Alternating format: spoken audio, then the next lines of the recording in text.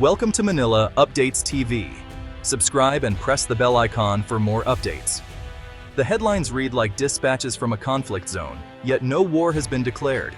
In the South China Sea, a Philippine supply vessel is blasted by a Chinese Coast Guard ship, blocked from resupplying a tiny outpost. Meanwhile, Taiwanese air defense tracks dozens of Chinese jets crossing the Taiwan Straits median line. These are not isolated incidents. They're the daily drumbeat of a new Indo-Pacific reality. The date, December 20th, 2025. Tension is a constant hum, threatening to escalate at any moment. On the front lines, the coast guards of the Philippines and Taiwan, two democracies facing China's expanding territorial claims. For Manila and Taipei, this is not a theoretical game. It's a direct challenge to sovereignty and survival. The world is waking up. The South China Sea and Taiwan Strait are two fronts in a single campaign by Beijing to dominate the first island chain. But something is changing. A quiet, unstated alignment is emerging, not from treaties, but from shared necessity. This is the story of how two neighbors, separated by the Luzon Strait, are learning to watch each other's backs in a sea of growing uncertainty. It's a new kind of defense, subtle, modern, and perhaps more effective. China's grip on the seas is a slow, deliberate squeeze. In the South China Sea, Beijing claims nearly the entire waterway, building militarized islands and projecting power deep into its neighbors' zones. Chinese fishing fleets, backed by armed vessels, deplete resources and intimidate local mariners. Aggressive maneuvers, water cannons, and blockades are routine, carefully calibrated to avoid outright war. In Taiwan's skies and waters, the pressure is overtly military. PLA jets cross the median line, naval task forces encircle the island, and cyber attacks sow confusion. The goal: wear down defenses, demoralize the public, and create a sense of inevitability. Across both theaters, China's message is clear. These are our waters, and we will enforce our claims. The dragon's shadow grows darker by the day. Against this pressure, a new form of cooperation is emerging: quiet, operational, and pragmatic. Official ties between Manila and Taipei are limited by the One China policy, but shared threats are forcing creative solutions. The focus: civilian law enforcement, not military alliances. Both coast guards face the same adversary and tactics. By working together, they can level the playing field. Their cooperation centers on maritime law enforcement, search and rescue, and combating transnational crime, providing political cover while building trust. This quiet handshake lets Manila and Taipei enhance security without provoking China. It's a symmetrical response to Beijing's own gray zone tactics, strengthening civilian agencies to counter coercion. By sharing information and coordinating actions, they create a more transparent maritime environment, making it harder for Chinese vessels to operate unchecked. This partnership is the first real security link between two critical points in the first island chain. It's a new model for how smaller nations can push back against a larger power's tactics. China's gray zone tactics are relentless, blurring the line between peace and conflict. At Second Thomas Shoal, Philippine resupply missions face swarms of Chinese ships, Coast Guard, maritime militia, and fishing vessels. Harassment escalates, shadowing dangerous maneuvers, water cannons, and blockades, all designed to exhaust and intimidate. Around Taiwan, PLA aircraft routinely cross into its airspace, probing defenses and wearing down pilots. The goal: normalize Chinese presence, erode resistance, and create a sense of helplessness. Non-military provocations abound: illegal sand dredging, drone overflights, cyber attacks, and disinformation. China treats the region as a single theater.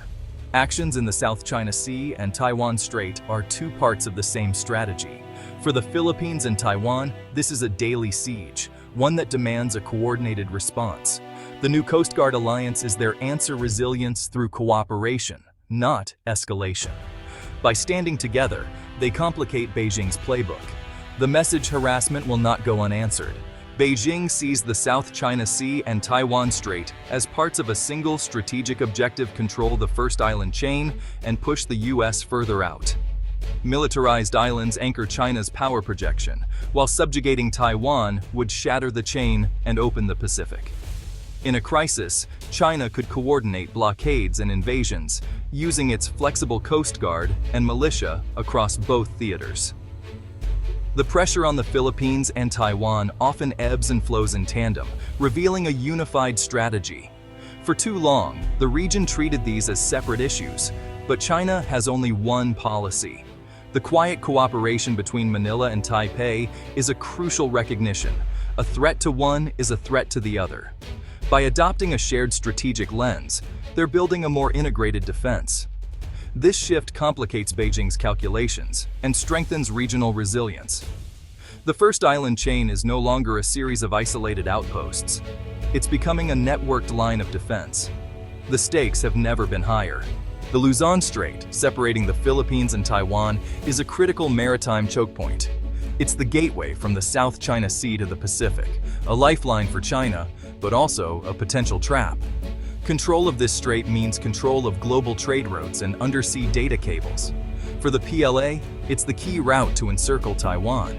For Manila and Taipei, it's a shared zone of vital interest. The northern Philippines and southern Taiwan are less than 200 kilometers apart, perfect for monitoring traffic. Joint surveillance here provides early warning for both countries and complicates Chinese military planning. Even simple intelligence sharing in this area has outsized strategic impact. By treating the Luzon Strait as a shared space to defend, the Philippines and Taiwan turn it into a gauntlet for any aggressor. The choke point is now a cornerstone of their quiet alliance. This partnership isn't about joint patrols or formal pacts, it's about practical, real-time collaboration. Intelligence sharing is the foundation. A radar contact in Taiwan becomes an early warning for the Philippines. This shifts the PCG from reactive to proactive, letting them prepare for Chinese moves. Taiwan's experience with gray zone tactics is shared through training, workshops, and best practices. Crisis communication protocols allow direct, informal contact between command centers, crucial in tense moments. A seamless surveillance net now spans the Luzon Strait, making it harder for Chinese vessels to operate unseen. Both countries use media to expose Chinese aggression, coordinating public messaging to win the narrative war. By supporting each other in international forums, they amplify their case against coercion. This web of quiet cooperation is building transparency and resilience, stronger together than alone. It's a new playbook for regional security. Quiet cooperation is smart, but risky. Beijing is hypersensitive to any move that looks like containment, especially involving Taiwan. If China sees this as a backdoor alliance, it could retaliate with economic or military pressure. Regional neighbors are wary too. Open alignment could unsettle ASEAN and force hard choices. That's why discretion is key. The partnership must be effective, yet subtle enough to avoid backlash. Even together, the Coast Guards are outmatched by China's maritime forces. Their goal is deterrence, not dominance. The risk of escalation is real. A miscalculation at sea could spiral quickly. Manila and Taipei are betting that mutual support outweighs the risks, and that civilian framing provides plausible deniability. Success depends on discipline, discretion, and diplomatic finesse. The Philippines-Taiwan partnership is more than a local response. It's a blueprint for regional security in the gray zone era. Old military alliances are slow and escalatory. This new model is nimble, flexible, and scalable. It's built on shared interests, not binding treaties, and is spreading across the region. Japan, the US, Australia, and others are joining in. Overlapping collaborations create a web of deterrence, complicating any aggressor's plans. The Luzon Strait is a test case. If this works, it could shift the balance of power in the first island chain. The message to Beijing: isolation and coercion will no longer be easy. By working together, smaller nations can raise the costs of aggression and defend their sovereignty. Manila and Taipei are shaping their own security environment, proving that necessity can forge powerful bonds. As China's shadow grows, the quiet whispers of cooperation may become a chorus of regional resilience.